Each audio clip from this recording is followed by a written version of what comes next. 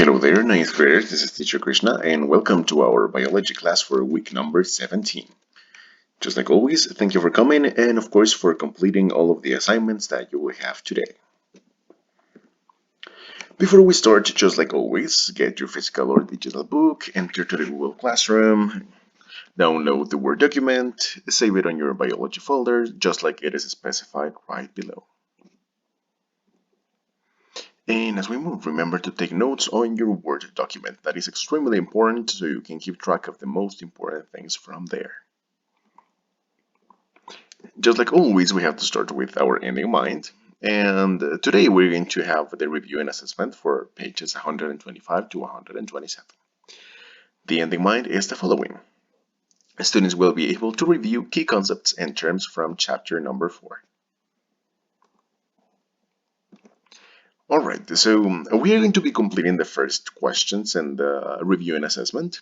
And just like always, you have to complete the last one, alright? So, number 1, we have DNA has 4 bases, A, C, G, and T. The base A always pairs with, and C always pairs with. So remember, A is always going to pair up with T and C with G. Number 2, A gene is a section of DNA within a chromosome that codes for a specific protein. Remember that we learned that before. We have a DNA at first, then the combination of DNA leads to a gene, and the combination of gene leads to a chromosome. We have number 3, draw conclusions. How does the pairing of the nitrogen bases in a DNA molecule make sure that a replicated strand is exactly the same as the original strand? Well, the DNA unzips and base pairs match on each side. Each base has only one match, so 2 identical strands form. So one more time, the nitrogen bases are always going to be pairing up with the specific ones. So they make sure that they have the specific pattern when they match within each other. Okay, number 4, interpret diagrams. A DNA molecule is shaped like a double helix. Label the structures of the molecule. Draw in the missing bases and label each base. It's a code letter. So we have that the orange and the purple parts from the DNA are sugar and phosphate backbones. Okay, and of course the ones that we have right in the middle are nitrogen bases. We have number 5. Proteins are made up of molecules called amino acids. Remember that we learned that during the creation and the synthesis of proteins that they create amino acids. Number 6, messenger RNA carries the information from the genetic code out of the nucleus and into the cytoplasm. Keep in mind that we have 2 types of RNA, messenger RNA that transfers the message, and we have the transfer RNA that is in charge of carrying out proteins. And number 7, form operational definitions. During protein synthesis, what is the role of transfer RNA? Transfer RNA attaches amino acids to the growing protein by reaching messenger RNA. Yeah, just like remembering the process that we had before. And the transfer RNA is going to code the information that is in the messenger RNA in order to create proteins. Number 8, apply concepts. What is the relationship among a DNA molecule, messenger RNA, and a protein? So we have to expand this a little bit more. So DNA contains genetic information that is carried out of the nucleus by messenger RNA into the cytoplasm. This information is used to make proteins.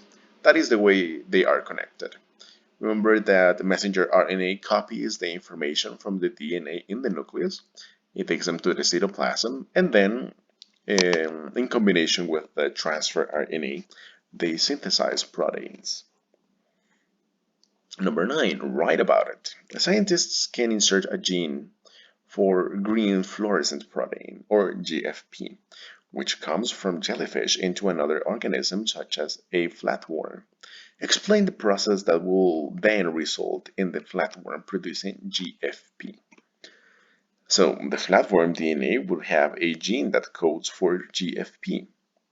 When messenger RNA was created, the same gene will be copied. The transfer RNA will read the code and the GFP will be made by the cell. So remember that proteins are extremely important with the functioning of the cells and with the synthesis of proteins. Because then, regarding the information that we have in the nucleus, that is what is going to be replicated later on with the RNA. Then we have a mass of cancer cells is called a tumor, of course. Remember that cancer is basically the growing uncontrollably of cells in the organism. Number 11, a mutation is a change in DNA, of course, and we have different types of mutations. Keep in mind that mutations can be beneficial or they cannot have any sort of effect in the organism. Number 12, interpret diagrams. Circle the mutation shown in the illustration below. So the mutation is basically a CNG, because we can notice that they added up an extra paired base to the DNA code, which means that it has had a mutation. Number 13, relate cause and effect. What is the relationship between the cell cycle and cancer? Mutations can disrupt the cell cycle, causing cells to become cancerous. Yeah, so just like in the previous example that we have right here in number 12. So that extra paired base can definitely interfere into the normal functioning of the body. So what happens with cancer specifically is that this DNA is copied and duplicated a lot. So then it affects the normal functioning of the particles that we have right there. Okay, it was something pretty short, but now we're going to jump with your evaluation for the week. Please complete the rest of the questions from pages 125 to 127. I already gave you most of the, well, most likely a little bit more than half of the questions that you have to solve. So you just have to solve the other half from the book. Study your answers and participate in the Zoom session and interactive activities that the teacher has prepared for you.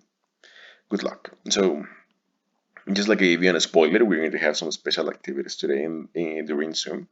So please make sure that you join on time and that you have studied your questions so we can have great activities with all of you. All right. So good luck, and that was it for today's lesson. I will be seeing you next week. Goodbye, guys.